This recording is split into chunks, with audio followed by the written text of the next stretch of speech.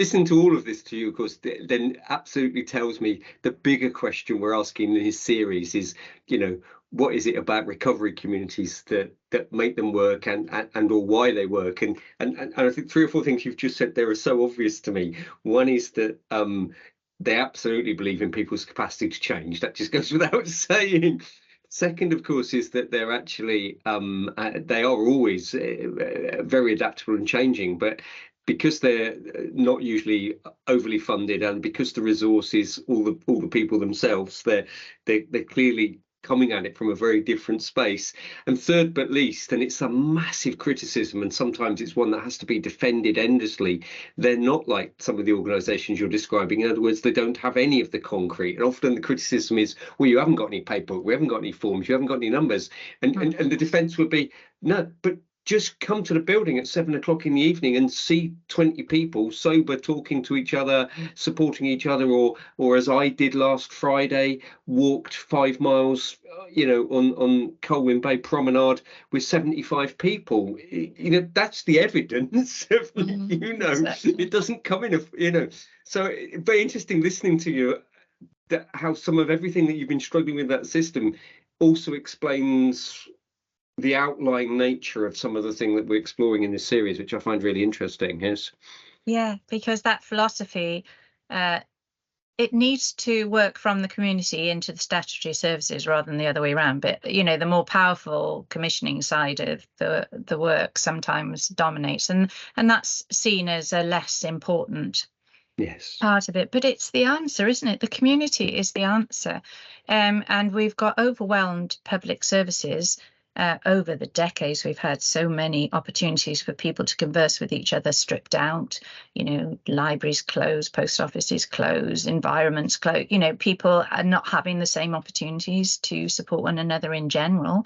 And those communities are the answer. And I think that all public bodies have a responsibility to learn from them and keep pushing resources where they have them out into those communities, because that's where the answer lies, in supporting one another.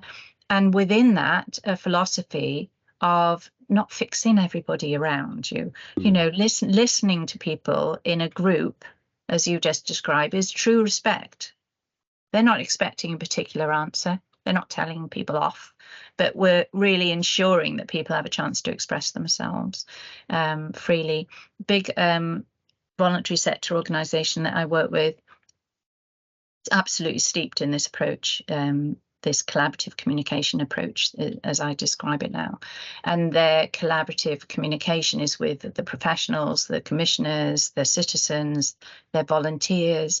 They used to, a lovely organisation, but they used to say, we'd like a volunteer to do this, and they'd like do a sort of job description. Well, they've thrown all that away, and what they say is, come in if you're interested, let us know what you're really interested in, and then we'll build on your strengths. It's tripled their volunteer base in a year, and there's marvelous things going on. Enhancing the skills and the motivation, all the things that people want to do, rather than asking them to do what the organisation wants them to do. And trying to kind of formalize it as if it's a job, and all of those things. Lovely. But it takes courage. The CEO is absolutely steeped in it and really committed. So it takes courage and commitment to work differently, total humility and understanding, but not just it's not a free-for-all, is it? It's a way of really understanding what helps. And if we build more of that, more people have the opportunities to step into environments that feed them in their huge challenges to make changes around their alcohol and drugs. I'm struck listening to you by something that someone else said, and I'm going to paraphrase them, but we've been doing for a very long time, we've been asking the wrong questions in the wrong way at some level or another, and I think what you're talking about a lot here is just asking and understanding, looking at it through a different lens, and you'll get a different outcome, I think. Yes. Definitely.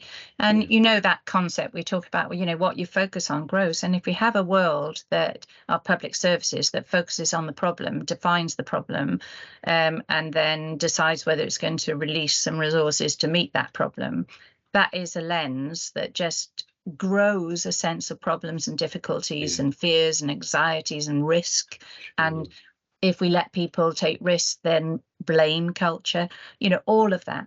Whereas if you push it out in the other direction, you get growth and creativity and ideas. And that's what the recovery communities wanted to do, hasn't it? It's wanted to stand there and say, we can change, rather than a set of people who they feel have been telling them that you can't change, yes, or you won't change. And they're collectively and they're wanting to grow from this position. Like you say, they focus on the we can change, and that's where the growth comes from, yes? Yeah, definitely.